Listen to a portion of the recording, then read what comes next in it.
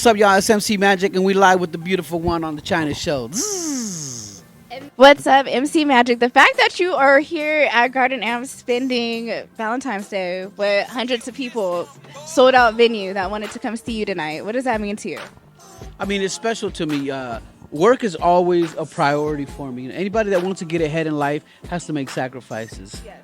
And so, sacrificing a Valentine's Day, with my wife to be here and continue to push the culture, to push the brand, and to push the legacy.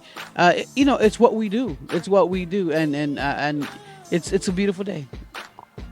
And when you talk about work ethic, you've been so successful at it through many different decades. For a lot of youth that are coming up that watch someone like you, I mean, because there's all ages out there that are so inspired by you, what are some tips that you have for them to elevate within their career of whatever they want to do, just life? It's really about being dedicated, about being focused. One of the things that I think really helped me is God sent me a tragedy early in my when I was young. I used to live in the housing project, a low income housing project, and it was like a Saturday morning. I came out and I watched my drunk neighbor beating the crap out of his wife, and for a little kid, it was really traumatizing, and it put in my brain, that's what drunk people do. I never want to be a drunk. So I never drank, smoked, got high, none of it ever. And so I was ultra focused on just getting ahead. And I own my catalog of music. It generates income every month. It's just such a blessing that I was put in that position. And so I think life already has plenty of obstacles, and to add more obstacles to your life is a really dumb thing to do. Right. That's one of the things. It's so funny that you mentioned that, because especially for myself, I've been trying to quit alcohol, especially just being in the industry where I'm constantly around music, club scenes, and different things like that. So when you said that just really resonated with me, because I haven't drinking in like a couple weeks, so I feel really good. And I get what you mean by the mental clarity of just being clear, being focused, and I can see how that can definitely go a long way. I saw that you recently was at the Brown Bag podcast. Shout out to my guy Vic for and then Letty and Duno, and how was that, just being able to connect on that level, podcast wise, but then you being able to represent with your music as well. It's really amazing how popular the podcast has become, because I used to tell people this all the time, and like these generations won't get it, is the internet today is what radio used to be. Radio used to be the plug. If you were not on radio, it's like not being on the internet today.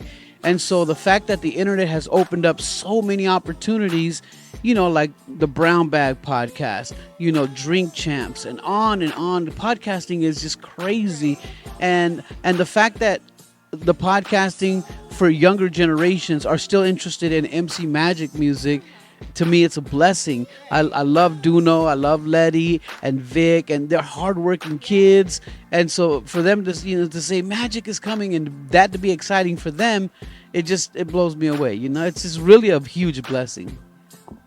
Would you ever step into the podcast world? I would love to see an MC Magic podcast. Just from our conversation right now, I feel like you have so much wise wisdom to bless the world with. Would you ever be interested in doing something like that? I did open up an Anchor account, and I think I recorded 2 podcasts and never got anything else done. The thing is that I'm such a hands-on person. I don't have a staff besides my manager that handles our business, our bookings, and that kind of stuff. I don't have another staff. I'm such a hands-on person. Even when it comes down to graphics, sometimes I'm like, I'll send off a graphics to a designer, and I'm like, that's not what I had in mind. Let me open up Photoshop. I'm really bad at that, being over hands-on. That if I had a podcast, I don't know it would ever get like the one I have now. It would never get off the ground. It's just not for me, It's not for me. There is a lot of work involved. And I've got over 30 years of being an independent artist now.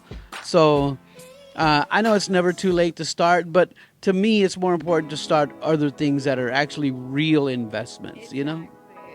Absolutely. I appreciate you so much for just rocking it with us at Garden Amp and again, just blessing us with your timeless music. You know what? Funny story. My videographer's brother said that he met you at a swap meet in Arizona and you were doing like these remixes to like different songs that, just different dedications. And I think he had one dedicated to like his wife at the time. So that was funny. We were just talking about that story. I used to do that. Matter of fact, when I was a kid, I was working at U-Haul, and I was a payroll clerk at U-Haul. And a friend of mine watched me making beats in my house, and he says, if we go sell beats at the swap meet, we can make a lot of money. I'm like, I'm the beat maker.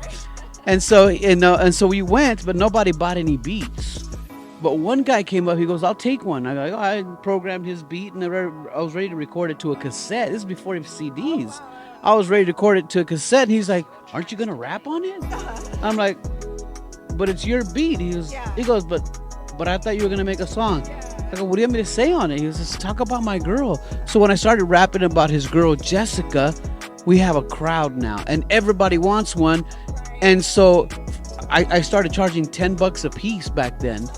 And I got so busy with them, I had to buy a box of 100 blank cassettes. A box of 100 blank cassettes. They were only 5 minutes on each side.